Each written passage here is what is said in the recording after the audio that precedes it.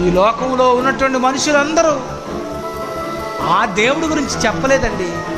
అందుకే ఆ దేవుడి గురించి చెప్పడానికి యేసుప్రభుని పంపించుకున్నాడు.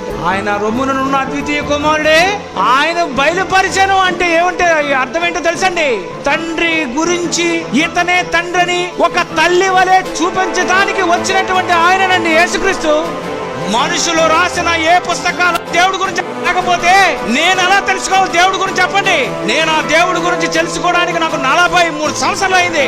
ప్రపంచంలో నేటి వరకు ముద్రింపబడిన ఎన్ని పుస్తకాలు ఉన్నా ఆ పుస్తకాలన్నిటిలో నెంబర్ 1 మొట్టమొదటిసారిగా ముద్రించినటువంటి తొలి పుస్తకమే నేను చదివినటువంటి బైబిల్.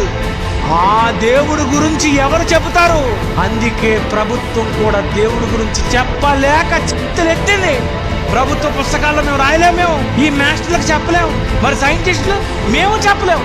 శాస్త్రవేత్త చెప్పక, ప్రభుత్వం చెప్పక, విశ్వవిద్యాలయాలలో చెప్పక, సృష్టిని సృష్టించినటువంటి సృష్టికర్త ఎవరు? ప్రశ్న అండి. ఈ ప్రశ్నకు సమాధానం ప్రపంచంలో విశ్వవిద్యాలయాలు మొదలుకొని ప్రాథమిక పాఠశాలలో చెప్పక, ఎవరు ఎప్పుడు ఎక్కడ చెప్పని దేవుని గూర్చి చెప్పుటకే వచ్చాడు నా యేసు.